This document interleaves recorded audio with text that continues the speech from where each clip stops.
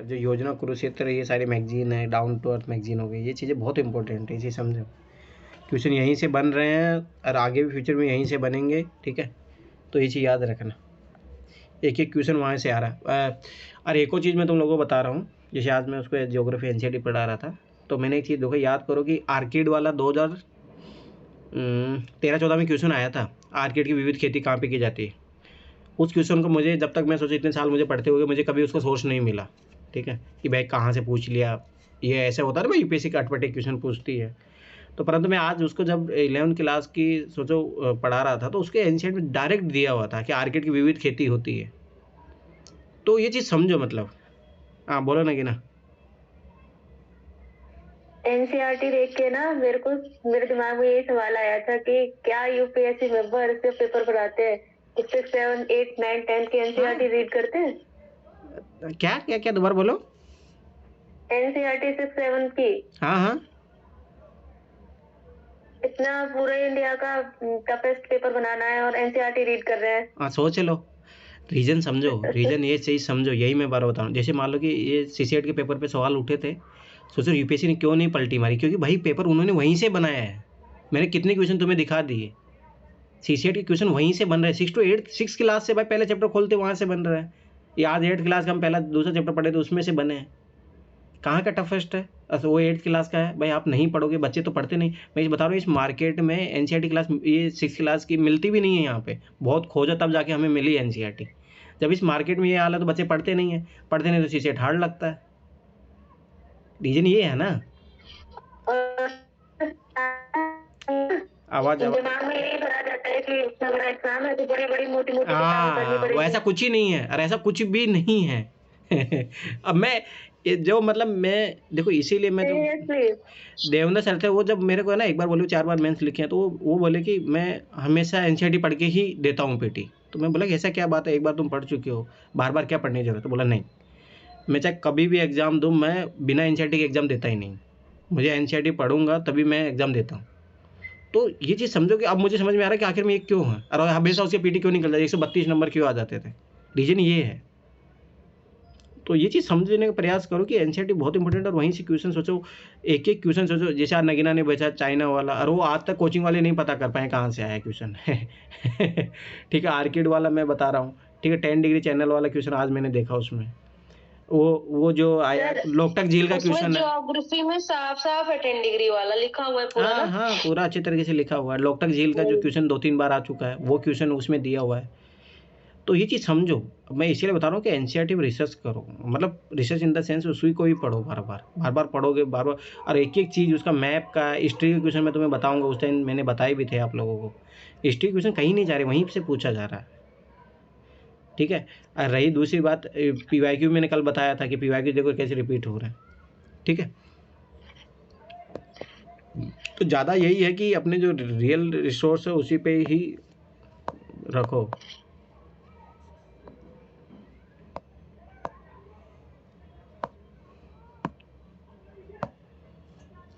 अरे NCERT economy में मैं बता रहा हूँ, वहीं से क्वेश्चन आते हैं, ये चीज़ याद रख लेना, वहीं से ही क्वेश्चन आते हैं, ठीक है। तो ये याद रखना कि इन्फ्लेशन टॉपिक बहुत इंपॉर्टेंट है, ठीक है। पीटीओ चाहे मेंस दोनों में ये क्वेश्चन आता है, ठीक है। तो इन्फ्लेशन का सीधा सा मतलब ये होता है कि भाई महंगाई में वृद्धि हो रही है, ठीक है। जैसे मान लो कि 5 रुपये किलो टमाटर मिल रहा था, अब 10 रुपये किलो टमाटर मिलने लग गए, तो ये महंगाई है, सीधी सी बात है, ये सिंपल सी बात है, ठीक है। तो इन्फ्लेशन, अब इसमें अपने पढ़ेंगे भाई इन्फ्लेशन क्या कारण हो सकता है। जैसे मान लो कि 5 रुपये के जी में मिल रहा था, अभी 10 रुपये के जी में क्यों मिलने लग गया। पहला रीज़न क्या हो सकता है कि स्वाभाविक सी बात है, इसका उत्पादन ही कम हो गया हो। ध्यान से समझना, नहीं इस टाइप के क्वेश्चन पूछता है वो।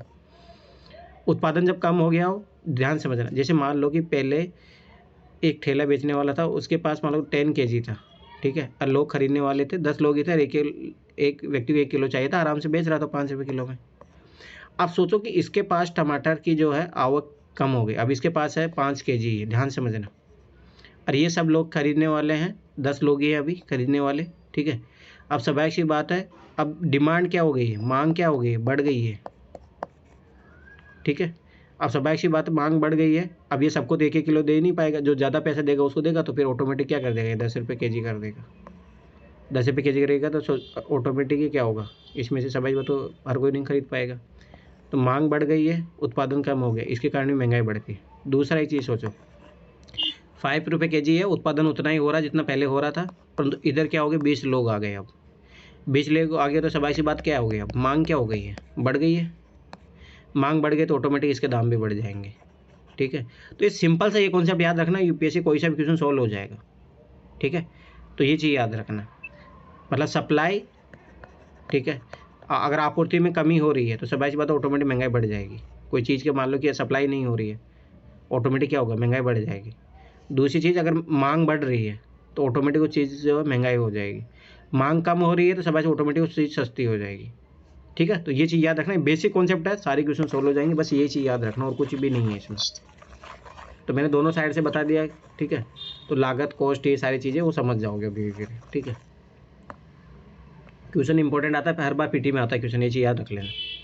वही स्थिति जब अधिकांश वस्तु और सेवा की कीमतें एक निश्चित अवधि में, ठीक है, एक टाइम पीरियड में, फिक्स टाइम पीरियड में सामान्य स्तर से अधिक बढ़ने लगती है, उस स्थिति को मुद्रास्फीति कहते हैं। ठीक है, जैसे मान के चलो कि इस जनवरी के 2023 में टमाटर 10 रुपये किलो मिल रहे थे, अब जनवरी 2024 में देखा जाएगा कि कितने रुपए मिल रहे हैं। अगर मान लो कि 20 रुपये मिल रहे तो महंगाई बढ़ गई, कितने रुपए का, 10 रुपये की महंगाई बढ़ गई। ठीक, इसी को इन्फ्लेशन बोलते हैं। इस अवस्था में मुद्रा की क्रय शक्ति घटने लगती है। अब ध्यान समझना, ये इसका मतलब क्या है, क्रय शक्ति घटने लगती है। जैसे मान लो कि पहले मैं मान लो 5 रुपये केजी टमाटर था, तो मैं 10 रुपये देना, मतलब 5 रुपये मुझे देना पड़ रहा था, ध्यान समझना। ठीक है, अब वही जो टमाटर है 10 रुपये केजी हो गया। अब सोचो मैं 5 रुपये में अब मैं 1 किलो टमाटर मतलब नहीं खरीद पा रहा हूँ, अब मैं कितना खरीद पा रहा हूँ, हाफ केजी खरीद पा रहा हूँ। ठीक है, तो ऑटोमेटिक क्या हो गया, जो पैसों की क्या हो गई, क्रय क्षमता कम हो गई। तो ये चीज़ याद रखना, यही सिंपल सा कॉन्सेप्ट है। सोचो पहले 5 रुपये में आप 1 केजी टमाटर खरीद रहे थे, अब आप केजी खरीद रहे हो, तो सबाई सी बात है, पैसों की क्या हो गई, वैल्यू डाउन हो गई ना, टमाटर की वैल्यू बढ़ गई, क्रय शक्ति घटने लगती है तथा मुद्रा का मूल्य कम हो जाता है। तो सबाई सी बात है, मुद्रा का मूल्य क्या हो जाएगा, डाउन हो गया। परंपरागत अर्थशास्त्र के अनुसार मुद्रास्फीति मुद्रा आपूर्ति में वृद्धि का परिणाम है। ठीक है, इसका जैसे याद करो, मैंने बताया था, जैसे क्या होता है, बैंक है, बैंक यहाँ से मान लो बहुत ज़्यादा ऋण बांट रहे हैं, तो यहाँ पे क्या हो जाएगा, मनी सप्लाई बढ़ जाएगा। मनी सप्लाई बढ़ जाएगा तो समझ में लोगों के हाथ में पैसे होंगे, पैसे होंगे तो मार्केट में जाएंगे, मार्केट में जाएंगे तो क्या हो रहा है, मांग बढ़ रही है, मांग बढ़ रही है तो क्या, मैंने क्या बोला, मांग बढ़ेगी तो महंगाई बढ़ जाएगी। तो बस यही बोल दिया कि मुद्रास्फीति मुद्रा आपूर्ति मतलब मनी सप्लाई है में वृद्धि का परिणाम है। ठीक है, अतः बहुत अधिक मुद्रा बहुत कम वस्तुओं को क्रय कर पाती है, कम कर पाती है, रुक जाओ, अतः बहुत अधिक मुद्रा बहुत कम वस्तुओं का क्रय कर पाती है। हाँ, मतलब देखो सबाई सी बात है, जैसे मान लो कि महंगाई बढ़ी, ठीक है, तो मैंने वही बता रहा था कि जैसे मान लो कि पहले आप जैसे बोलते, जैसे आप घरों में सुनते होगे आप मोस्टली कि पहले 100 रुपये में ये चीज़ आ जाती थी और आजकल 100 रुपये में कुछ ही नहीं आता है। ये आप मोस्टली जो घरों में अगर जो भी है ग्रस्त लोग होते हैं वो यही बोलते हैं कि पहले 100 रुपये में इतनी चीज़। अब सबाई सी बात है, क्या कारण हुआ, 100 रुपये की वैल्यू क्या हो गई, अब डाउन हो गई। क्यों, महंगाई बढ़ गई है। ठीक है, तो ये चीज़ याद रखना। किन्स के अनुसार, ये किन्स एक अर्थशास्त्री था, ठीक है, उसके अनुसार मुद्रास्फीति वस्तुओं और सेवाओं की मांग एवं आपूर्ति में अंतर का परिणाम है। अतः यदि वस्तुओं की मांग आपूर्ति की तुलना में अधिक हो जाए तो इस स्थिति को मुद्रास्फीति कहते हैं। मतलब सीधा सी बात मैंने वही बोला था, डिमांड सप्लाई वाला खेल याद रखना। डिमांड बढ़ गई है, सप्लाई वही है, तो सीधा सी बात महंगाई हो जाएगी। ये 3 कंडीशन याद रखना। अब मान लो कि डिमांड बढ़ रही है, सप्लाई कम हो रही है, तो और ज़्यादा महंगाई बढ़ जाएगी। ठीक है, अब एक चीज़ है कि मान लो कि डिमांड जो है बहुत ज़्यादा बढ़ गई है, बहुत ज़्यादा, ठीक है, और सप्लाई मान लो कांस्टेंट भी है या कम हो गई तो और ज़्यादा इसके दाम बढ़ जाएंगे। सीधी सिंपल सी बात। अब मान लो सप्लाई बहुत ज़्यादा बढ़ गई है, डिमांड कम हो रही है, तो क्या हो जाएंगी, महंगाई कम हो जाएगी। तो ये चीज़ याद रखना। अर्थशास्त्र के सिद्धांतों के अनुसार मुद्रास्फीति आर्थिक समृद्धि दर को प्रेरित करने के लिए आवश्यक है। पर ये चीज़ याद रखना, क्यों आवश्यक, ये चीज़ यार ये यूपीएससी क्वेश्चन भी पूछा था, क्यों जरूरी हो जाता है। थोड़ी बहुत, इसी तो बोला था, थोड़ी बहुत इन्फ्लेशन होनी भी जरूरी है। यद्यपि यह सीमित व नियंत्रित होनी चाहिए, क्योंकि सीमित व नियंत्रित मुद्रास्फीति उत्पादन गतिविधि के लिए उत्प्रेरक कार्य करती है। तो इसीलिए आरबीआई ने इसकी जो दर रखी है 4 + -2 वाला फॉर्मूला। ठीक है, मतलब 2 से कम भी नहीं होनी चाहिए और 6 से ज़्यादा भी नहीं होनी चाहिए, इसी रेंज में होनी चाहिए। अब देखो ये चीज़ समझो कैसे ज़रूरी हो जाती है, ध्यान से समझना। अगर मान लो कि मार्केट में टमाटर मान लो कि 5 रुपये केजी मिल रहा है, ध्यान से समझना, तो सब लोग चाहते हैं भाई, जो खरीदने वाला तो चाहता है, वो क्या चाहता है कि मुझे 5 रुपये केजी में टमाटर मिले। पर सोचो इधर किसान क्या चाह रहा है, अभी किसान से मान लो कोई यहाँ पे कोई अगर सप्लाई करने वाला 5 रुपये kg में दे रहा है, तो ये किसान से 1 रुपये kg में से भी कम खरीद के लेके गया होगा, किसान को तो नुकसान हो रहा है ना। तो स्वाभाविक सी बात है, किसान को नुकसान हो रहा तो गवर्नमेंट को टैक्स मिलेगा। मान लो कि कोई और चीज़, मान लो जो भी है, कोई कंपनी है, कुछ भी है, तो स्वाभाविक सी बात है टैक्स नहीं मिलेगा सरकार को, ठीक है। अब सरकार को टैक्स नहीं मिलेगा तो सोचो आर्थिक समृद्धि कैसे होगी। पर वही सोचो कि अब टमाटर का दाम बढ़ के हो गया है 20 रुपये kg, अब आराम से किसान को मिल रहा है मान लो 10 रुपये मिल रहा है, 10 रुपये मिल रहा है तो आराम से मान लो कि 1 kg का 10, मान लो कि हज़ारों टन बेचता है, कितना प्रॉफिट होगा, प्रॉफिट पर टैक्स बनेगा तो सरकार को भी टैक्स मिलेगा, सरकार उन पैसों को खर्च करेगी जनता में, तो ऑटोमेटिक आर्थिक समृद्धि होगी। टैक्स रोड बनाने में खर्च करेगी, ये सारी चीज़ें करेगी, ठीक है। तो ये चीज़ याद रखना। मैं फिर बता रहा हूँ, देखो ये छोटे छोटे जो मैं कॉन्सेप्ट तैयार करा रहा हूँ, यही मेंस में काम आएंगे। फिर क्यों मतलब इम्पोर्टेंट हो जाता है, ठीक है, कि जो टैक्स इंपॉर्टेंट क्यों है इंफ्रास्ट्रक्चर बढ़ाने के लिए, भारत में टैक्स जीडीपी रेशियो क्यों कम है, इसको बढ़ाने का क्या कारण है, यही मेंस में क्वेश्चन आते हैं फिर, ठीक है। तो ये चीज़ याद रखना। अब आगे मुद्रास्फीति के रीजन क्या है, ठीक है। तो सबसे पहले मैंने बोला था वस्तु और सेवाओं की मांग में वृद्धि होगी। तो एक चीज़ याद रखना कि ये डिमांड साइड का है, कि डिमांड साइड जब बहुत ज़्यादा बढ़ जाती है तो स्वाभाविक बात है ऑटोमेटिक जो इन्फ्लेशन बढ़ जाता है। दूसरा है कि वस्तु की आपूर्ति में कमी हो गई है, ठीक है, स्वाभाविक सी बात है सप्लाई में कमी होगी तो ऑटोमेटिक ही बढ़ जाएगा, ठीक है। ध्यान से समझना ये चीज़। जैसे मान लो अभी यूपीएससी की देखो, जैसे दृष्टि का देख लो, कोई भी कोचिंग देख लो, मतलब कोचिंगों में देखो कि पैसे क्यों बढ़ रहे हैं, कोचिंगों की फ़ी क्यों बढ़ रही है, क्यों, स्वाभाविक सी बात है डिमांड ज़्यादा है। डिमांड ज़्यादा है तो ऑटोमेटिक इस मार्केट में बूम आया हुआ, अभी एकदम भयंकर करोड़ों करोड़ों के रुपये कंपनियां बन रही है। फिजिक्स वाला देख लो या इधर दृष्टि देख लो, 2-2 हज़ार करोड़ की, फिजिक्स वाला तो और ज़्यादा है, ठीक है। तो ये कारण क्या है, मांग बहुत ज़्यादा है, ठीक है, ठीक है। तो ये भी एक कारण है महंगाई का, ठीक। अब जैसे मान लो कि एक सप्लाई जहाँ कम है, ठीक, ध्यान से समझना, तो ऑटोमेटिक वहाँ पे क्या होगा, उसकी भी महंगाई बढ़ जाएगी। जैसे सोना सोचो कि उसकी सप्लाई कम है भारत में, तो उसको अगर सोचो कि कल ही मान लो आप खुद ही सोचो, अगर भारत में मान लो कि कल कहीं एक नई खोज हो और पता लगा कि सोने की खदानें मिल गई, तो ऑटोमेटिक क्या होगा, अब सोने की सप्लाई बढ़ जाएगी, सोना की सप्लाई बढ़ जाएगी, तो स्वाभाविक सी बात है महंगाई क्या हो जाएगी, कम हो जाएगी, ऑटोमेटिक कम हो जाएगी ना। क्योंकि अभी मान लो कि भारत को कहीं से इंपोर्ट करना पड़ता है, कितना महंगा पड़ जाता है। तो ये है कॉन्सेप्ट, याद रखना महंगाई का। तो याद रखना कि दो साइड से होती है, एक डिमांड साइड से होती है, एक सप्लाई साइड से होती है। सप्लाई साइड में जब सप्लाई कम हो जाएगी तो महंगाई बढ़ जाएगी, डिमांड जब बढ़ जाती है तब महंगाई बढ़ जाती है। जब बाजार में वस्तु सेवाओं की मांग बढ़ने लगती है तो उससे कीमत स्तर में वृद्धि होने लगती है, जिसे मांग जनित मुद्रास्फीति कहते हैं। तो ये चीज़ याद रखना, यूपीएससी ने इस टाइप से क्वेश्चन पूछा, तो मैंने इसी स्टार्टिंग में बता दिया था। जब डिमांड के कारण इन्फ्लेशन तो बढ़ रही है तो उसको डिमांड पुल इन्फ्लेशन बोला जाता है, ये चीज़ याद रखना, ठीक। दूसरी तरफ जब वस्तु और सेवाओं की आपूर्ति में कमी हो, उसकी उत्पादन लागत में कमी के कारण होती है, ठीक है, इसलिए उसे लागत जनित मुद्रास्फीति कहते हैं, ठीक है। अब देखो मान लो कि वस्तु सेवा की आपूर्ति में कमी हो गई, मतलब कि सप्लाई कम हो रही है, उसकी उत्पादन लागत में कमी के कारण होती है, इसलिए उसे लागत जनित मुद्रा कहते हैं, ठीक है। स्वाभाविक सी बात है प्रोडक्शन कॉस्ट तुम्हारी कम हो गई है, ठीक है, आपूर्ति तुम्हारी कम हो रही है, ठीक है। यह मान लो कि कुछ सोचो ना, जैसे मान लो कि कोई मोबाइल बनाने वाली कोई कंपनी है, ठीक है। अब मोबाइल बनाने वाली जो कंपनी है उसके पास मान लो कि जो रॉ मटेरियल, जैसे मान लो उसमें सेमीकंडक्टर यूज किए जाते हैं, अगर वो अच्छी मात्रा में मिल रहा है तो आराम से स्वाभाविक सी बात है उसमें लगाए जाएंगे, ठीक है। अगर मान लो कि वही मिलना मुश्किल हो गए, ठीक है, तो वो स्वाभाविक सी बात है क्या होगा, अब वो महंगा मिल रहा है तो ऑटोमेटिक क्या होगा, अब उसके दाम बढ़ेंगे, अब दाम बढ़ेंगे तो स्वाभाविक सी बात है मार्केट में क्या होगा, सप्लाई कम होगी ना। क्योंकि जब दाम बढ़ जाते हैं ना तो चीज़ें, जैसे मान लो कि याद रखना, जैसे एक ठीक ठाक लेवल पर, जैसे सेव देखो, सेव मान लो कि जैसे इंडिया में जो मोस्टली जो सेव होते हैं ना, जो महंगे सेव होते हैं यहाँ बेचे नहीं जाते, वो फॉरेन में एक्सपोर्ट कर दिए जाते हैं। उसका रीज़न ये होता है समझ में, यहाँ डिमांड ही नहीं है, क्योंकि महंगा है तो बहुत ज़्यादा डिमांड नहीं है, तो ऑटोमेटिक क्या होगा, तो इसी कारण और ज़्यादा महंगे रहते हैं वो, ठीक है। तो ये चीज़ याद रखना कि स्वाभाविक सी बात है कि जब सप्लाई बहुत ज़्यादा कम हो जाती है किसी चीज़ की, तो सप्लाई कम हो जाती है, स्वाभाविक सी बात है ऑटोमेटिक क्या होगा कि जो महंगाई है बढ़ जाएगी, ठीक। तो डिमांड पुल इन्फ्लेशन क्या होती है, मुद्रास्फीति के से कारण क्या होता है, मांग कब बढ़ेगी, स्वाभाविक बात है। एक तो मैंने क्या बोला, जैसे मान लो पहले 10 लोग थे टमाटर खरीदने वाले, 20 लोग हो गए, ठीक है, तो जनसंख्या वृद्धि हो गया सबसे मेन कारण। सार्वजनिक व्यय में वृद्धि होगी, ध्यान समझना।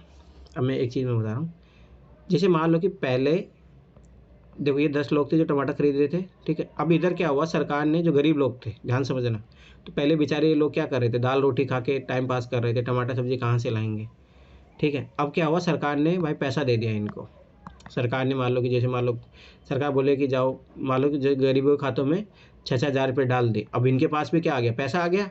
पैसा आ गया तो अब ये भी तो मार्केट में उतरेंगे ना खरीदने के लिए।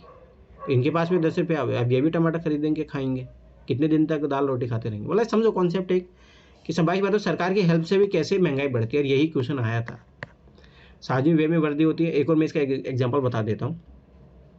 जैसे मान लो कि गवर्नमेंट क्या कर रही है कि इंफ्रास्ट्रक्चर में पैसा लगा रही है, रोड बना रही है, बड़े बड़े पुल बना रही है, ठीक है। तो क्या होगा, उसमें रोजगार क्रिएट होगा। अब सोचो पहले बेरोजगार लोग बैठे थे, बेरोजगार लोग थे तो कुछ ही पैसा नहीं था, घर वालों की एकदम होता ना कि डांट सुन रहे थे। परंतु मान लो पता लगा कि एक नई रोड बन रही है, उसमें मजदूरी का काम मिल जाएगा, पर डे 300 रुपये काम मिल रहा है।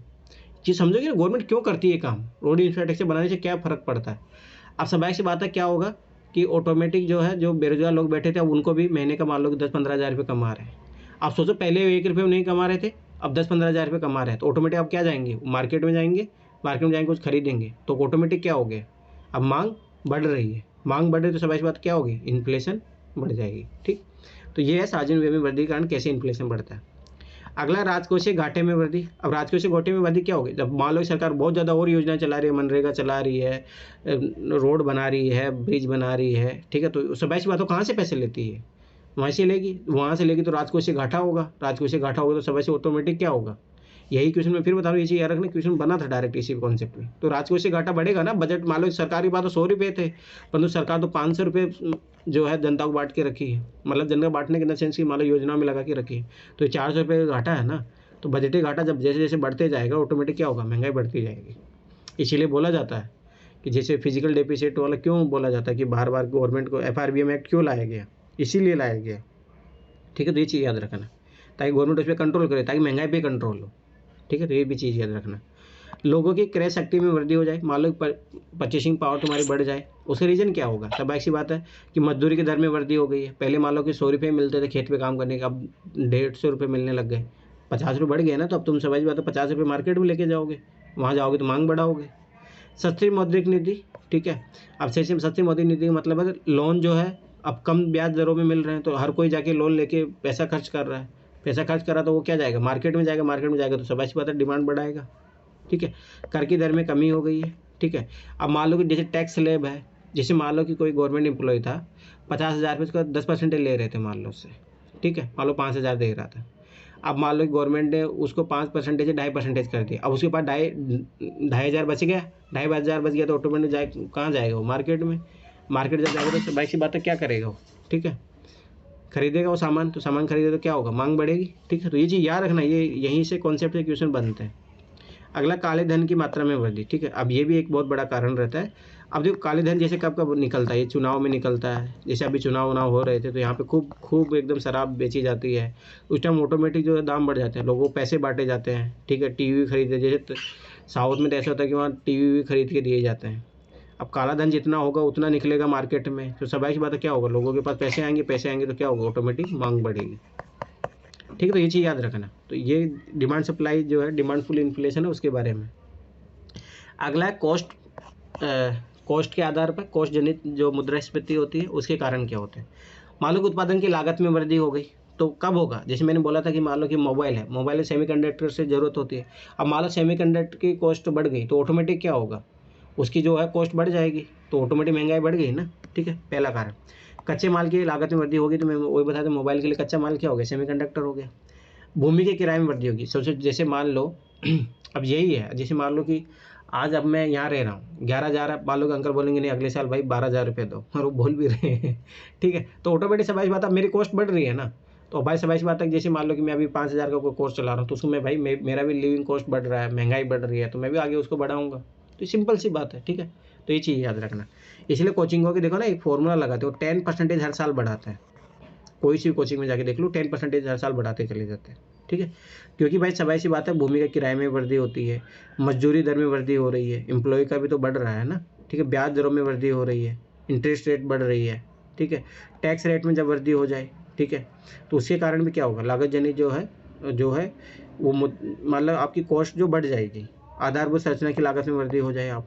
ठीक है, तो ये इसलिए देखो ना, जैसे मान लो कि पहले जो घर बन रहा था सीमेंट भी कम थी, लोहा भी कम था, अब वो सारी चीज़ें महंगे हो रही है तो समझ बात है रूम रेंट भी बढ़ेगा, रूम रेंट बढ़ेगा तो स्वाभाविक जो उसमें कोई कोचिंग चल रही है उसकी फीस भी बढ़ेगी, क्योंकि उसकी लागत बढ़ रही है ना, लागत बढ़ी तो स्वाभाविक सी बात है सारी चीज़ें बढ़ेगी। ठीक है, तो ये चीज़ याद रखना कि ये अब ये दोनों चीज़ याद रखना, यहीं पे क्वेश्चन यूपीएससी बनाता है। दूसरी चीज़ FRBM एक्ट क्यों इंपॉर्टेंट है, वो इसी के लिए, क्यों, फिजिकल डेफिसिट को कंट्रोल करने के लिए, यहीं से क्वेश्चन बनता है। ठीक है, इसलिए FRBM एक्ट इंपॉर्टेंट हो जाता है। ठीक है, अब आके देखो मुद्रास्फीति के अन्य कारण कौन कौन से हैं। ठीक है, जैसे अन्य कारण क्या हो जाएंगे, जैसे मान लो कि जमाखोरी है।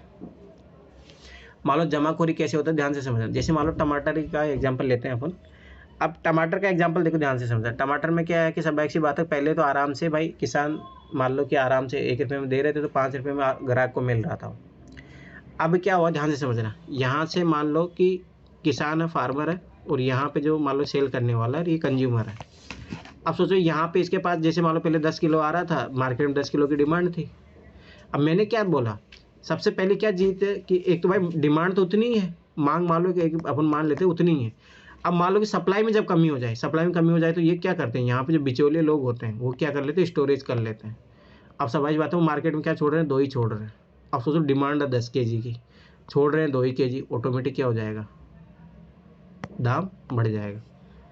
ठीक है, इसीलिए तो देखा ना गवर्नमेंट हमेशा करती रहती है, जो ये लोग करते हैं। अडानी अभी यही तो करने वाला था, इसीलिए तो किसान लोग क्यों उस पर विरोध कर रहे थे, यही तो था उसका कारण ही। क्योंकि वो क्या करने वाला था, अपने को मार्केट ऊपर, अरे मैं बता रहा हूँ ना, ये बहुत मतलब देखो आगे जाके कैपिटलिस्ट लोग यही तो करते हैं, और क्या करते हैं, अपने अनुसार जो है चीज़ों को दाम बढ़ाते हैं। अपन लोग है ना, जो गरीब लोग हैं मतलब जो यही होता है, और क्या है, कठपुतली के शिकार है। मतलब ध्यान से समझना, अडानी जैसे उसका क्या प्लान था कि इंडिया में बहुत सारे वेयर हाउस बना रहा था वो। ठीक है, तो वो क्या करता कि वहाँ पे स्टोरेज करता, अपनी एक ब्रांड निकालता, और अपने अकॉर्डिंग जो है वो डिमांड फिर मतलब जो है मार्केट में प्राइस तय करता। समझ रहे हो, तो ये पूरा मार्केट को कंट्रोल करने का तरीका था उसका। तो यही होता है। ठीक है, अरे ये सबसे बड़ी इसीलिए तो उसको आंदोलन, उसका विरोध हुआ, सारी चीज़ें। ठीक है, अगला है कंपनियों का खराब प्रबंधन के कारण तालाबंदी और हड़ताल की स्थिति। ठीक है, अब देखो ध्यान से समझना। अब मान लो कि कोई कंपनी है, ठीक है, बहुत दिनों तक मान लो कि हड़ताल लगी वहाँ पे, ठीक है, या खराब मैनेजमेंट है, तो क्या होगा, कंपनी नुकसान में जाएगी। ध्यान से समझना। अब नुकसान में जा रही तो भाई अपने वो ऐसे तो है नहीं, प्रॉफिट तो बनाएगी, प्रॉफिट बनाएगी तो अब जैसे मान लो कोई चीज़ वो 100 रुपये में बेच रही थी, अब सफाई पे तो उसका दाम क्या कर देगी, 150 रुपये कर देगी, क्योंकि उसको अपना प्रॉफिट को भी तो बरकरार रखना है ना। तो ये भी एक कारण होता है। ठीक है, अगला प्राकृतिक आपदा आ जाती है, भूकंप, बाढ़ आ जाती है, तो स्वाभाविक सी बात है, जैसे मान लो सिस्टम में कोलैप्स हो गया सारी चीज़। ठीक है, तो ये चीज़ याद रखना। तो जैसे मान लो कि कोई भी डिजास्टर आ जाता है, जैसे मान लो कि उत्तराखंड में डिजास्टर आए, ठीक है, ध्यान से समझना। अब वहाँ पे उस टाइम ये स्थिति हो जाती है जब आपदा आती है, तो जैसे देखा ना मतलब कहीं पे भी जो भी आपदा आती है, ठीक है, तो आपदा आने के बाद में क्या होता है कि भाई सप्लाई चेन खराब हो जाती है, सप्लाई चेन टूट जाती है, तो ऑटोमेटिक जो वहाँ जो दाम है, जैसे मान लो कि टमाटर भी 100 रुपये किलो मिलने लग जाते हैं, मतलब 100 रुपये के आपके 200 रुपये किलो भी चले गए थे, क्योंकि सभी जैसे मान लो, ध्यान समझना, ये मान लो उत्तराखंड का कोई जिला है, ठीक है, ये मान लो पहले यहाँ से कनेक्टिविटी था, रोड से सबसे अच्छे तरीके से कनेक्टिविटी थी, तो सप्लाई अच्छे से हो रही थी। ध्यान से समझना, अचानक से बाढ़ आई, मान लो कि ये सारे रास्ते, मान लो 3-4 रास्ते हैं जो खत्म हो गए, अब यहाँ से कनेक्टिविटी टूट गई है, अब सप्लाई के मान लो कि एक आध रास्ता ही बचा हुआ है। अब सब ऐसी बात है, यहाँ से कम ही पहुँच पाएगा ना, और यहाँ डिमांड तो वही है, मांग तो वही है लोगों की टमाटर की, मान लो, ठीक है, तो ऑटोमेटिक क्या होगा, प्राइस बढ़ जाएगी। ठीक है, या मान लो कि जैसे मान लो कि कभी क्या हो जाता है, अकाल आ जाता है। ध्यान से समझना, अकाल आया, अनाज का उत्पादन ही नहीं हुआ, थोड़ा बहुत उत्पादन हुआ, 5 kg उत्पादन हुआ और चाहिए था 100 किलो, सोचो ऑटोमेटिक क्या होगा, दाम बढ़ जाएगा। ठीक है, या छोटी मोटी जैसे मान लो कि कभी टिड्डी उड्डी दल आए और वो खा गए फसल को, नुकसान हुआ, ऑटोमेटिक क्या होगा, सप्लाई जो है जैसे कम होगी दाम बढ़ जाएगा। ठीक है, तो ये चीज़ याद रखना। अगला है APMC अधिनियम में विसंगति है, इसी कारण तो इसका विरोध हो रहा था, गवर्नमेंट इसी को ला रही थी। वो क्या होता है कि जो वहाँ पे जो मतलब जैसे क्या होता है ना, देखो तुम्हें एक मैकेनिज्म समझाता हूँ। जैसे किसान क्या होता है ना, किसान डायरेक्ट देखो, जैसे आप देखो अपने जैसे छोटे मोटे किसान हैं, जो बड़े किसान होते हैं जिनकी 100 बीघा ज़मीनें होती हैं, तो वो क्या होता है कि मंडियों में जाते हैं। ध्यान से समझना, अब मंडियों में जाके वहाँ पे अपना जो है गेहूँ बेचते हैं, तो एक MSP रेट होती है। ठीक है, अगर मान लो उससे ज़्यादा मिल रहा तो मंडी में बेच देते हैं, अगर उससे कम मिल रहा तो समझ में तो MSP पे जाके बेचेंगे ना वो लोग। तो वो भी है, उसके प्रॉब्लम्स कौन सा आएंगे आगे जब मेंस वाला टॉपिक है पूरा, क्योंकि MSP पूरा मेंस का टॉपिक है। ठीक है, अब सबाई की बातों को यहाँ पे जाते हैं ना, तो ये क्या होता है, एक तो पहली बात यहाँ पे क्या करते हैं, इनको कम दाम देते हैं पहली बात, ठीक है। जैसे मान लो कि चलो ठीक है, रियल में मान लो ये मार्केट में 1500 रुपये की एक बोरी बिक रही है, ठीक है, तो ये इसको किसान को देंगे यहाँ पे 1100 के समथिंग, ठीक है। अब ध्यान से समझना, अब यहाँ पे ये 1100 में खरीदे, ठीक है, 1500 में बेच रहे हैं, ध्यान से समझना। तो एक तो क्या 400 रुपये का प्रॉफिट हो रहा है, ठीक है, परंतु ये चाहेंगे नहीं हमें प्रॉफिट और ज़्यादा करना है। अब प्रॉफिट करना है तो भाई सबाई सी बात है, जैसे मान लो यहाँ 10 बोरी की डिमांड है, ठीक है, तो अब ये क्या करेंगे, ऑटोमेटिक स्टॉक कर लेंगे। स्टॉक कर लेंगे तो सबाई सी बात है, मार्केट में 5 बोरी जाएगी तो यही 2000 की बोरी हो जाएगी। अब देखो सोचो इसको कितना लाभ बढ़ गया, 900। तो ऐसा ही तो करते हैं मिडिल मैन, ठीक है। तो ये चीज़ याद रखना, सरकार की नीतियों में दूरदर्शिता का अभाव रहता है। सरकार कभी MSP बढ़ाती रहती है, कभी कम करती है, ठीक है, ये भी एक सरकार की नीति खराब रहती है, ठीक है। सरकार का मतलब लॉन्ग टाइम विजन नहीं होता, उसके कारण भी जो है महंगाई बढ़ती है, ठीक है। कार्टेलाइजेशन, ये सब सारी चीज़ें याद रखनी यहाँ होती है, ठीक है। वैश्विक भू राजनीतिक परिस्थितियाँ भी, जैसे युद्ध व महामारी हो गई, देखिए इसका कैसे पड़ता है, ध्यान से समझ। जैसे लॉकडाउन हुआ, कोरोना काल में क्या हुआ, याद करो कि जैसे मान लो कि खाड़ी युद्ध हुआ था, ठीक है, जैसे मान लो कि खाड़ी जो देश है एशिया के, ठीक है, जैसे मान लो अरबी, इनसे यहाँ से मान लो तेल आता है, ध्यान से समझना। यहाँ युद्ध हुआ, तेल का उत्पादन हुआ नहीं, तेल का उत्पादन नहीं हुआ, भारत में तो मांग तो वही है, अब तेल का उत्पादन हो नहीं रहा है, ऑटोमेटिक क्या होगा, तेल के प्राइस बढ़ेंगे। तेल के प्राइस बढ़ेंगे तो सबाई सी बात है, देखो सोचो, पहले ट्रांसपोर्ट कॉस्ट 100 रुपये लग रहा था, अब 200 रुपये लग रहा है, तो सबाई सी बात है, वो जो चीज़ जा रही है वो भी क्या हो जाएगी, बढ़ जाएगी। तो ये भी एक बहुत बड़ा कारण रहता है, ठीक है। आयात पर निर्भरता, अगर मान लो कि सबाई सी बात है कि आयात पे बहुत ज़्यादा निर्भर है अपन, कोई चीज़ मान लो, जैसे मान लो कि भारत में ना तेल के मामले में बहुत पिछड़ा हुआ है, ठीक है। अब मान लो इस पर अपन बहुत ज़्यादा उस पर डिपेंडेंट है, तो आयात सबाई सी बात है, जैसे मान लो किसी ने टैक्स ज़्यादा बढ़ा दी, ठीक है, तो ये सारी चीज़ें होगी तो वो भी क्या होगा, महंगाई बढ़ा देगा, ठीक है। इन्फ्लेशन रिलेटेड जो टर्मिनोलॉजी है, ठीक है, वो चीज़ इम्पोर्टेंट। कर्टलाइजेशन का मतलब क्या होता है सर? कर्टलाइजेशन का मतलब ये होता है कि जैसे मान लो कि कोई चीज़ है, जैसे मार्केट में, जैसे मैं बता तो रहा था, मंडी में जैसे मान लो को छोड़ना था उनको, मान लो कि 10 बोरी छोड़ना था, परंतु मान लो कि उसको उन्होंने स्टोर करके रख लिया, या फिर मान लो कि एक मार्जिन होता है उस पर वो बना के रखते हैं वो लोग, ठीक है, उसको बढ़ाने के लिए जो पड़ता है, एक मिनट रुको, कैपिटलाइजेशन वही है, मतलब अपने जो प्रॉफिट है उसको, मतलब उसको करने के लिए क्या करते हैं ना वो लोग, मतलब वहाँ पे स्टोरेज जो है उसको कर लेते हैं। रुको एक मिनट, कैपिटलाइजेशन, कार्टलाइजेशन, हाँ मैंने when enterprise collude to fix price in bill trading. हाँ रुको, इसका मतलब समझो, जैसे क्या होता है ना, मैं यही बता रहा था। अब देखो, जैसे मान लो कि ये किसान बेचने आए, ध्यान से समझना। अब यहाँ पे क्या होता है, बहुत सारे जो है जो खरीदने वाले होते हैं, लेने, रुको, जैसे मान लो ये फार्मर है, यहाँ ये माल मंडी में बेचने आए, ध्यान से समझना। तो यहाँ पे मान लो कि ये कोई मिडिल मैन 1 है, मिडिल मैन 2 है, ठीक है, ये हर जगह होता है, सब्जी मंडी में जाओगे वहाँ पे भी होता है, ऐसे बहुत सारे हैं। अब किसान इसके पास गया, ठीक है, ध्यान समझना, किसान इसके पास गया तो ये हो सकता है कि उसका दाम अच्छा था, गेहूँ था, उसको 2000 मतलब 1500 रुपये दे सकता है, ध्यान समझना, ठीक है।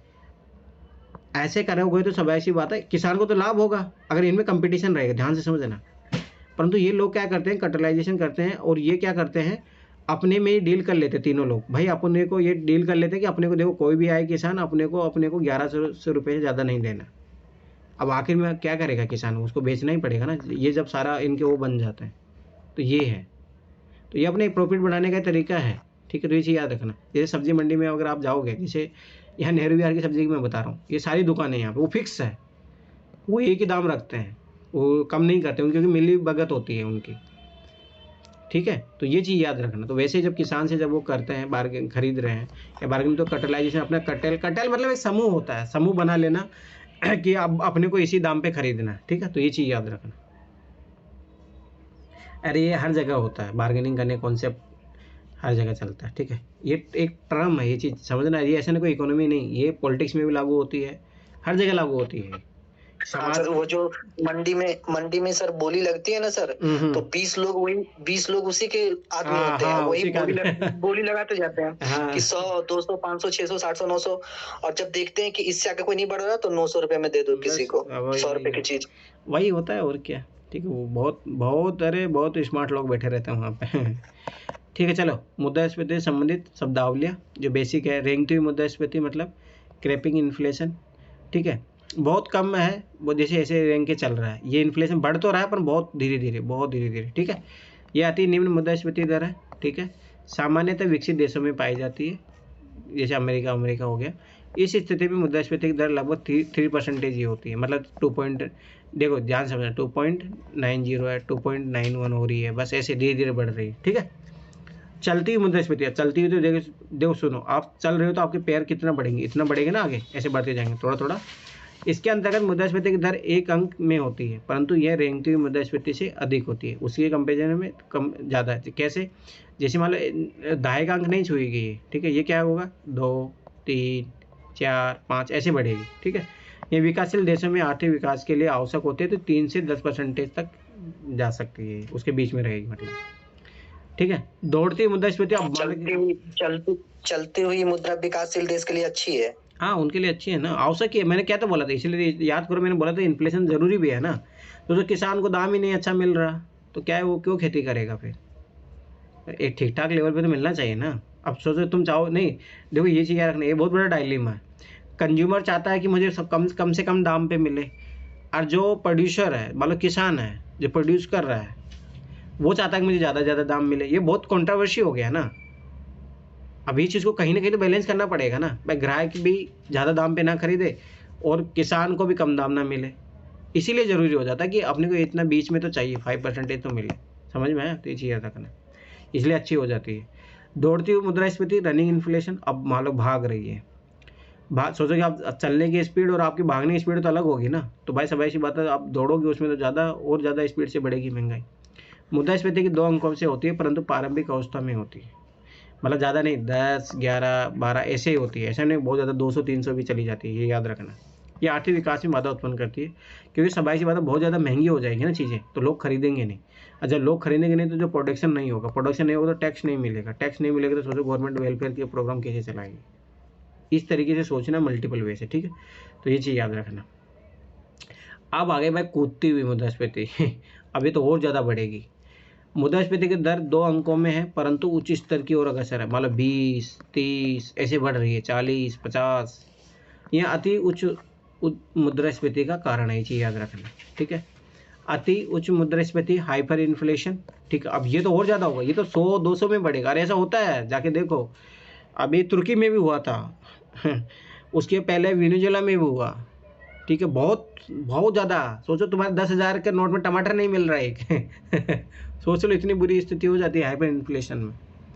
मुद्रास्फीति पाकिस्तान में हुआ है ना सर? हाँ, पाकिस्तान में भी हुई थी, तुर्की में भी हुई थी, वियतनाम में भी हुई थी, वेनेजुएला में हुई थी, बहुत बुरा हालात। साउथ अफ्रीका में 4-5 कंट्री में ऐसा जहाँ तख्ता पलट हुआ है ना, उस सभी में ऐसा हुआ है। और याद करो, यूपीएससी ने क्वेश्चन भी इसीलिए पूछा था, अगर आप उसके बेसिक में जाओगे तो वहाँ पे यही कारण था। ठीक है, मुद्रास्फीति दर अत्यधिक होती है, मुद्रा का मूल्य निम्न स्तर पर होता है। तो समझ में बोल तो रहा हूँ, 10,000 का नोट लेके जाओगे, याद करो जैसे आपने कभी रील्स देखी होगी, वो बहुत बड़ा पैसे का बैग लेके गया, फिर भी वो एक ब्रेड खरीद रहा है। अरे हकीकत में हुआ था, तुर्की उर्की में देखो जाके। ठीक है, आर्थिक विकास हतोत्साहित होगा, स्वाभाविक सी बात है। अब लोग भूखे मर रहे हैं तो क्या ही आर्थिक विकास होगा, कैसे होगा। श्रीलंका में ऐसा हुआ था। कागजी मुद्रा पर विश्वास कम हो जाता है। ठीक है, तो स्वाभाविक सी बात है, पैसों, इसीलिए देखो तुर्की ने अपने जो है जो करेंसी थी वो चेंज कर दी थी, क्योंकि स्वाभाविक बात है वो करेंसी तो फालतू की हो गई ना। 10,000 का नोट लेके तुम एक तो बैग में लेके जा रहे हो, तब भी फिर उसने बोल दिया 10,000 बराबर ये करेंसी इतना तो ये हो गया था। ठीक है, मेरा ही मानना, देखो ना, भारत में कभी भी ये स्थिति नहीं आएगी। कोई तानाशाह लीडर आ जाए एक अलग बात है, भारत में कभी ऐसा नहीं होगा, क्योंकि भारत की इकोनॉमी एक तो मतलब ऐसा नहीं है, एक तो मतलब चीज़ें अच्छी है, मतलब भारत में क्योंकि डिमांड सप्लाई हमेशा बनी रहती है। ठीक है, आपको नेचुरली कोई क्लाइमेट ना आए, एक अलग मामला है, नहीं तो भारत में कभी नहीं इतनी महंगाई नहीं बढ़ेगी। चीज़ याद रखना। इंडिया में इकोनॉमी को बनाए रखने का एक कारण त्योहार है। यहाँ हर हाँ, महीने कोई ना कोई वो त्योहार आता डिमांड है। बढ़ा देता है। अरे ये बहुत बड़ा है इंडिया जो चलता है आज अपन, मतलब धर्म को लेके इतनी सारी चीज़ें चल बोलते हैं, मतलब लोग मतलब कि क्या धर्म है, ये है सब चीज़ें, पर नहीं देखो धर्म को अगर व्यवहारिकता में देखो तो बहुत अच्छी चीज़ है। समाज को कंट्रोल करने का तरीका भी है धर्म। नहीं तो क्या तुम्हें लगता है पुलिस वाले समाज को कंट्रोल कर रहे हैं? पुलिस वालों से एक चोर तो नहीं पकड़ा जाता। आप खुद सोचो ना, समाज अगर सब चोरी करने पे आ जाए तो पुलिस वाले कंट्रोल कर पाएंगे? हर समाज के व्यक्ति, प्रत्येक व्यक्ति मर्डर करने पे आए तो पुलिस कंट्रोल कर पाएगी? नहीं होगा। वो तो आप सोच रहे हैं अपने रिलीजन कॉन्सेप्ट ऐसे हैं, सोशल वैल्यू जैसी बनी हुई है, तो लोग हैं कंट्रोल। इसीलिए इकोनॉमी भी भारत की इसी कारण से तो अच्छी है। मैं तो बता रहा हूँ ना, कभी भारत में ऐसी कंडीशन नहीं आएगी। अलग ही बात है कोई तानाशाह लीडर आ जाए, बहुत खराब चीज़ें खरीदे, वैसा कभी बनेगा भी नहीं भारत में। क्योंकि भारत के जो लोगों का जो नेचर है ना, देख लेना कि कभी भी समय परिस्थिति बदलते हुए ऑटोमेटिक लोग समझ जाते हैं। ठीक है, कभी कुछ लोग गुमराह हो जाते हैं, परंतु ऐसा नहीं है। एक समय के बाद, इसलिए यूपीएससी ने क्वेश्चन भी ऐसे में पूछा था, गुमराह व्यक्ति हर लोग कोई वो नहीं होता। ठीक है, तो ये चीज़ याद रखना। तो ये है इसका मतलब, अगर तुम डायग्राम से, तो क्रैपिंग सबसे कम है, फिर वॉकिंग है, फिर रनिंग है, फिर जंपिंग, फिर हाइपर इन्फ्लेशन। ठीक है, तो ये हाइपर इन्फ्लेशन बहुत ज़्यादा चले जाता है। ठीक है, ठीक। अब आगे देखो, स्टैगफ्लेशन। ठीक है, मंदीगत मुद्रास्फीति। ठीक है, अभी चीज़ याद रखना, ये भी यूपीएससी ने क्वेश्चन पूछा था, छोटे मोटे एग्जामों में डायरेक्ट पूछ लेता है। ठीक है, देखो सब ऐसी बात है। देखो यहाँ से इस वर्ड को तोड़ो। इन्फ्लेशन तो है, मंदी के तहत है, मतलब मंदी क्या आ गया, मार्केट में प्रोडक्शन नहीं हो रहा, फिर भी इन्फ्लेशन बढ़ रहा है। ठीक है, तो ये चीज़ याद रखना। मतलब इसको सब ऐसी बात है, इस कॉन्टेक्स्ट में बोला जाता है कि जब मान लो कि बेरोजगारी भी बढ़ रही है, ठीक है, और उसके बावजूद भी महंगाई बढ़ रही है। ठीक है, इस स्थिति में उच्च मुद्रास्फीति के साथ साथ बेरोजगारी दर भी अधिक होती है, अर्थात यह स्थिति मुद्रास्फीति में आर्थिक मंदी का मिश्रण है। ये चीज़ याद रखना। इसीलिए इसको क्या बोलते हैं, स्टैग इन्फ्लेशन बोलते हैं, ये स्टैगफ्लेशन बोलते हैं। ठीक है, यह एक जटिल स्थिति है क्योंकि यह दो विरोधाभासों का मिश्रण है। सोचो सब ऐसी बातें। नहीं तो मोस्टली क्या होता है, बेरोजगार लोग हो गए, ध्यान से समझो, बेरोजगार हो गए तो भाई उनके पास पैसे नहीं है, पैसे नहीं तो मांग कैसे बढ़ाएंगे? समझ रहे हो, मांग कैसे बढ़ाएंगे? अब बेरोजगार बैठे तो घरों में बैठे हैं, उनके पास पैसा है नहीं, तो मांग कैसे बढ़ी? मांग नहीं बढ़ रही तो फिर पैसा कैसे, वो इन्फ्लेशन कैसे बढ़ रहा? समझ में आए? तो ये चीज़ कारण है। स्टैगफ्लेशन के कारण अर्थव्यवस्था गतिहीन हो जाती है क्योंकि एक और मुद्रास्फीति को नियंत्रण करने के लिए कठोर मौद्रिक नीति की आवश्यकता होती है। अब ध्यान से समझो, अब क्या है कि भाई सब ऐसी बात है, बैंक लोन क्या करेगा भाई, बहुत ज़्यादा इन्फ्लेशन बढ़ गया तो क्या सरकार आरबीआई क्या करेगी, इसको भाई बैंक जो है ब्याज दर बढ़ा देगी, मान लो रेपो रेट के थ्रू, इनके थ्रू। अब बैंक क्या हो गया, कम लोन बांटेंगे। अब जैसे पहले 6 रुपये में दे रहे थे, अब 10 रुपये में कर देंगे, तो समझ बात लोग क्या होंगे, कम हो जाएंगे। अब सोचो अगर ये हो जाएगा तो समझ में, इंडस्ट्री जो लगने वाली तो नहीं लगी तो फिर सोचो कि यहाँ बेरोजगारी की भी दिक्कत है, बेरोजगारों को रोजगार कैसे मिलेगा? तो ये भी बहुत बड़ा इश्यू रहता है, ये चीज़ याद रखना है इसमें। वहीं दूसरी ओर आर्थिक मंदी पर नियंत्रण के लिए विस्तारवादी नीति का प्रयोग करना। अब सोचो वही मान लो कि बेरोजगारी है तो गवर्नमेंट क्या करेगी, बहुत सारे वेलफेयर के प्रोग्राम चलाएगी। ठीक है, मनरेगा जैसे प्रोग्राम चलाएगी। ठीक है, अब ये भी है, गवर्नमेंट एक तरफ से ये भी प्रयास कर रही है। विस्तारवादी नीति क्या होता है सर? अरे विस्तारवादी नीति का मतलब यही होता है कि गवर्नमेंट पैसा खर्चा कर रही है और ज़्यादा अपनी फिजिकल डेफिसिट को और ज़्यादा बढ़ा रही है, क्योंकि जरूरत है, सवाई सी बात है ना, इंफ्रास्ट्रक्चर के काम चला रही है, तभी तो रोजगार क्रिएट होगा ना, रोजगार क्रिएट होगा तभी तो कुछ होगा। परंतु सोचो कि वहाँ पे अगर गवर्नमेंट करेगी तो पैसा बढ़ जाएगा, मार्केट में पैसा आ जाएगा, तो सवाई सी बात है क्या होगा, महंगाई और ज़्यादा बढ़ जाएगी। तो ये बहुत ज़्यादा वो हो गया ना, कंट्रोवर्सी हो गया। ठीक है, अतः स्टैगफ्लेशन पर नियंत्रण के लिए क्षेत्रानुसार नीति बनानी चाहिए। तो मतलब अब देखो ये है कि अपने को ये देखना पड़ेगा भाई कहाँ पे किसकी ज़रूरत है, महंगाई किन चीज़ों की बढ़ रही है उसको टारगेट करो, कहाँ मंदी आ रही है उसको टारगेट करो। ठीक है, तो ये चीज़ याद रखना। उच्च मुद्रास्फीति के साथ साथ बेरोजगारी की दर भी अधिक होती है इसमें स्टैगफ्लेशन। ठीक है, कॉजेस ऑफ स्टैगफ्लेशन, इसके रीजन क्या होते हैं, मुद्रा की मात्रा में तेज़ी से वृद्धि होना। तो तेज़ी से वृद्धि कैसे, सप्लाई कैसे बढ़ेगी मनी की, बहुत ज़्यादा बैंक जो मान लो लोन की जो दर है बहुत कम है। ठीक है, ये चीज़ याद रखना। उसी तो मनी सप्लाई बढ़ेगा ना, मनी सप्लाई बढ़ेगा तो ऑटोमेटिक क्या होगी, मांग बढ़ेगी। अत्यधिक लागत जनित मुद्रास्फीति। ठीक है, बहुत ज़्यादा कॉस्ट बढ़ गई है किसी वस्तु की, जैसे मान लो मैन्युफैक्चर कॉस्ट बढ़ गई है, तब भी तो महंगाई बढ़ जाती है ना। लंबे समय तक इन्फ्लेशन बने रहना। ठीक, तो मजदूरी की दरों में वृद्धि, ये भी एक बहुत बड़ा कारण है।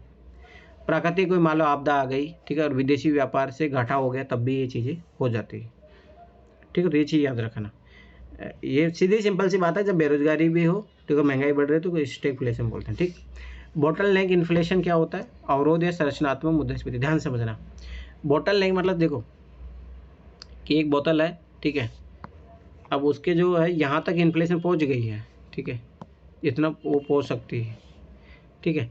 वह स्थिति जब आधारभूत संरचना के अभाव के कारण बाजार में वस्तुओं सेवाओं की आपूर्ति बाधित होने लगती है तो कीमत स्तर बढ़ने लगता है। इसे अवरोधात्मक मुद्रास्फीति कहते हैं। ध्यान से समझना कैसे।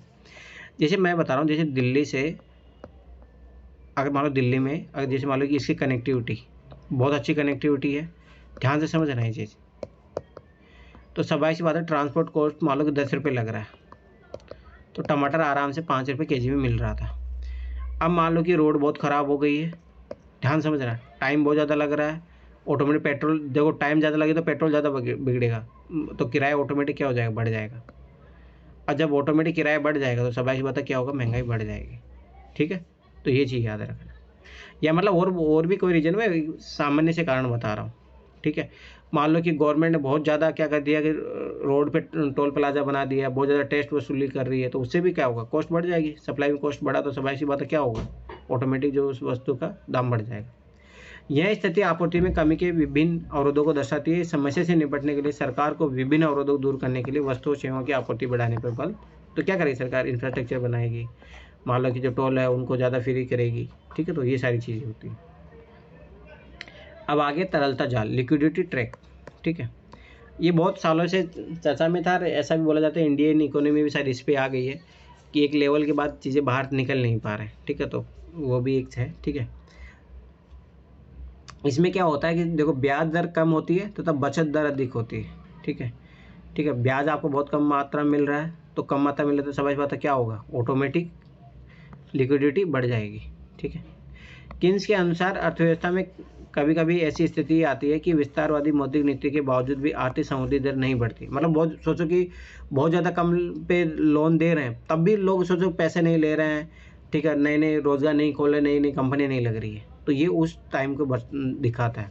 अर्थात मुद्रा प्रवाह तरलता में पर्याप्त वृद्धि के बाद भी निवेशक निवेश के बजाय उस राशि को अपने पास संचित करना प्रारंभ कर देते हैं, क्योंकि निवेशकों को निवेश में अत्यंत कम लाभ की संभावना दिखाई देती है। इसलिए सस्ती मौद्रिक नीति ग्रोथ बढ़ाने में सफल नहीं हो पाती। तो ऐसा कोई ज़रूरी नहीं है बहुत कम दाम पे अगर आप ऋण बांट दो तो उससे ग्रोथ हो जाएगी, ये भी कोई ज़रूरी नहीं है। वो मैं बता रहा हूँ ना, ये सब रियलिटी में भगवान भरोसे है चीज़ें, मतलब चल रही इकोनॉमी वो भगवान भरोसे चल रही है। चाहे आप आज देखो, आप ये चीज़ सोचो ना, ये तो इकोनॉमी कॉन्सेप्ट कब से आया है, मतलब लगभग ये मान के चलो 18वीं सदी के बाद में है ना। उससे पहले भी तो इकोनॉमी चल रही थी, उससे पहले भी देश चल रहे थे। आप ये चीज़ समझने का प्रयास करो ना।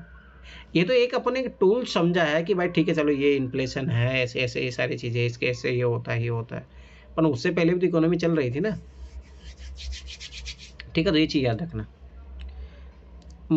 मजदूरी मूल्य जाल या मुद्रास्फीति क्या है, ये इन्फ्लेशनरी स्पिरिट, मतलब कितना फैलाव होना चाहिए। यह सिद्धांत कीमत वृद्धि और मजदूरी दर के बीच कारण में प्रभाव की व्याख्या करता है, ठीक है।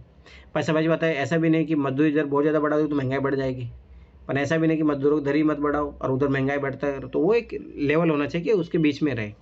यदि मजदूरी दर में वृद्धि होती तो उसके कारण मुद्रास्फीति दर भी बढ़ जाती है, याद रखना, क्योंकि कॉस्ट बढ़ जाएगी, कॉस्ट बढ़ जाएगी तो ऑटोमेटिक वो चीज़ महंगी हो जाएगी। तथा जब मुद्रास्फीति दर में वृद्धि होती तो श्रमिकों द्वारा मजदूरी दर में वृद्धि की मांग की जाती है। ये बात भी सही है। जैसे मान लो कि श्रमिकों पहले 2000 ही मिल रहा था, ठीक है, महंगाई बढ़ गई है, महंगाई बढ़ गई तो बस समझो 2000 रुपये में कुछ आ ही नहीं रहा।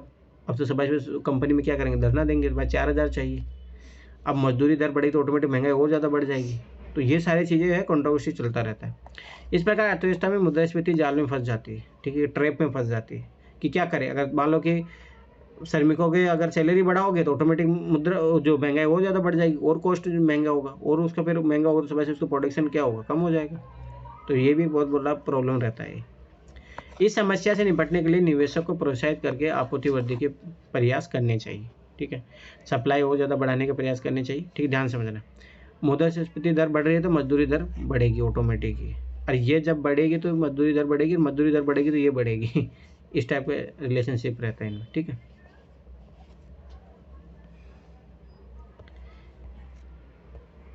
ठीक है, आज यहीं तक रहने देते हैं, ठीक है। देखो ये चीज़ अब देखो ये चीज़ याद रखना। अब मैं फिर 12 बता रहा हूँ कि अब देखो मैं तुमको कुछ क्वेश्चन बता देता हूँ तुम लोगों को ना, जो आज पढ़े हैं उससे रिलेटेड इन्फ्लेशन वाले क्वेश्चन हमेशा आते हैं।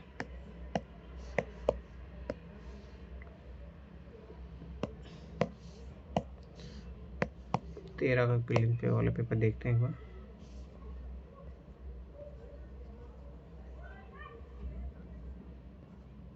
बाजीराव वाला किधर गया, उसमें जा रहा था। चलो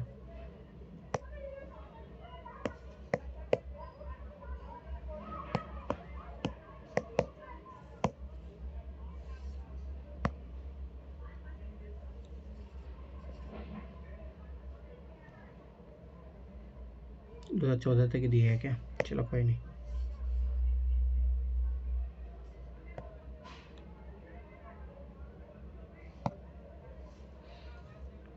देखो ध्यान से देखना ना, इसमें क्वेश्चन है।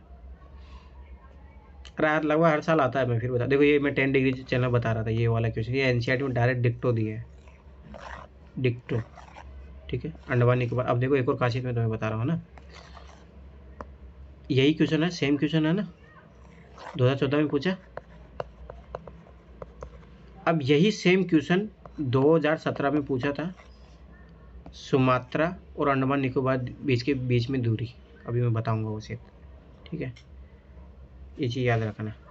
अब देखो ये वेटलैंड हमेशा पूछ रहा है, हमेशा, ये कितनी बार पूछा जा चुका है।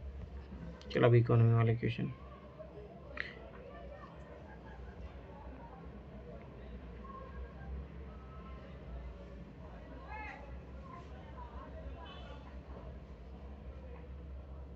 ये देखो वेटलैंड। अब देखो यही इसी चैप्टर में 2 बार पूछ लिया गया। देखो ये गंगा डॉल्फिन वाला क्वेश्चन था, ये आगे जाके 2019 में फिर से क्वेश्चन बना है ये। ठीक है, अभी मैं तुम्हें और बता रहा हूँ।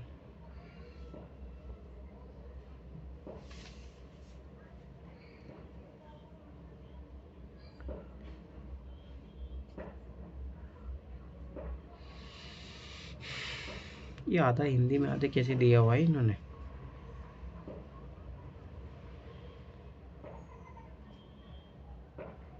ये सेम क्वेश्चन है 2013 का, सेम एक लाइन भी वर्ड भी चेंज नहीं किया था।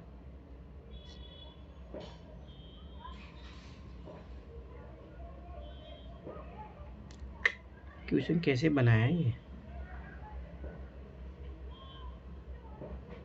यूपीएससी वेबसाइट से ले लो ना सर। तो वो मेरे में खुल ही नहीं रही, पता नहीं दिक्कत आ रही है।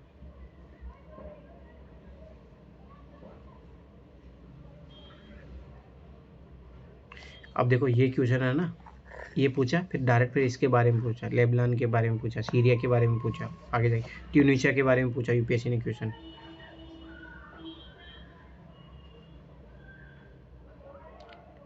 याद करो अग्नि, अब की बार किसका पूछा था 2023 में?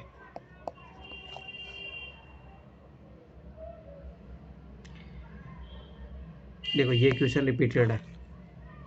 याद करो 2022 में सेल गैस निकालने की तकनीक पूछा था। ये चीज़ समझो आप, वो कुछ ही नहीं कर रहा, वो यही पूछ रहा है, यहीं से उठा के।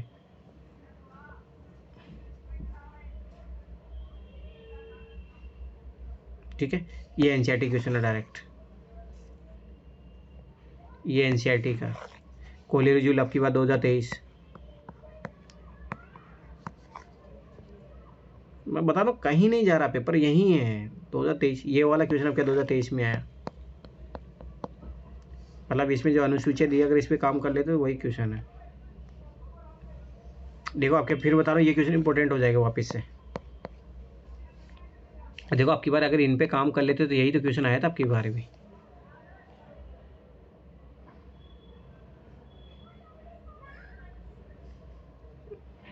इन्फ्लेशन वाले क्वेश्चन आएगा, रुक जाओ। ये एनसीईआरटी का क्वेश्चन है, अरे पहले भी आया हुआ ये क्वेश्चन।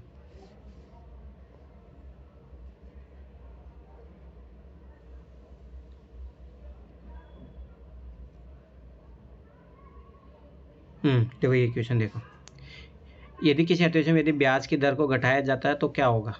सोचो, याद करो, क्या होगा उससे? इंटरेस्ट रेट अगर मान लो सोचो कम कर दी जाए, मतलब बैंक है, इंटरेस्ट रेट कम कर दिया तो ज़्यादा से ज़्यादा लोग क्या होंगे? पैसे का फ्लो बढ़ जाता है। ठीक है, समझो। देखो मान लो कि इंटरेस्ट पहले मान लो कि 2% मिल रहा है, हर कोई लोन लेने पहुंच जाएगा। लोन लेने पहुंच जाए तो क्या होगा? मनी सप्लाई बढ़ जाएगा मार्केट में। ठीक है, अब ध्यान से समझना, मनी सप्लाई बढ़ रहा है तो क्या होगा? इन्फ्लेशन बढ़ जाएगा। ठीक है, ध्यान समझना। पहली चीज़, सरकार के कर संग्रह को बढ़ाएगा।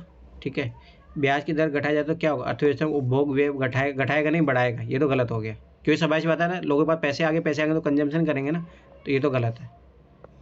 अब एक ही चीज़ ध्यान से समझना, और मैं फिर बता रहा हूँ, यूपीएससी क्वेश्चनों को एक समझ के करना है। अर्थव्यवस्था में निवेश व्यय को बढ़ाएगा, अर्थव्यवस्था में कुल बचत को बढ़ाएगा।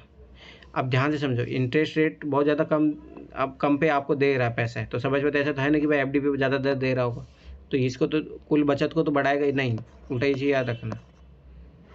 समझ में आ रहा है ना, याद करोगे मैंने क्या सी होगा सी। हाँ वही तो है, क्योंकि मैंने क्या बोला, जब ब्याज दर कम होगा तो क्या होगा, बहुत बड़ी बड़ी इंडस्ट्री आएगी। ठीक है, वो क्या लेंगे, पैसा लेंगे तो क्या फैक्ट्री वैक्ट्री लगाएंगे, तो इससे क्या होता है, इन्वेस्टमेंट ही तो बोलते हैं इसको।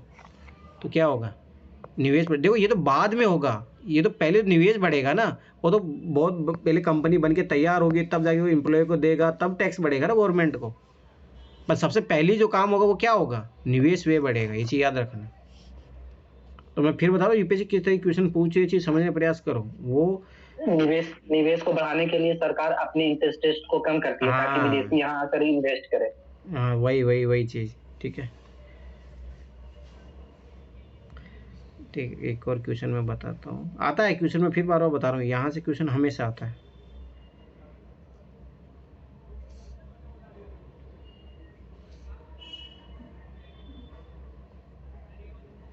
देखो ये वाला क्वेश्चन, देखो राष्ट्रीय राजकुमार से पूछा था और अब की बार उसने कॉरिडोर से पूछ लिया क्वेश्चन। मैं फिर बार बार बता रहा हूँ, क्वेश्चन वहीं से बन रहे हैं, ऐसा कुछ ही नहीं है। थीम अगर पकड़ोगे, अच्छे तरीके से काम करोगे, तो वहीं से होता है।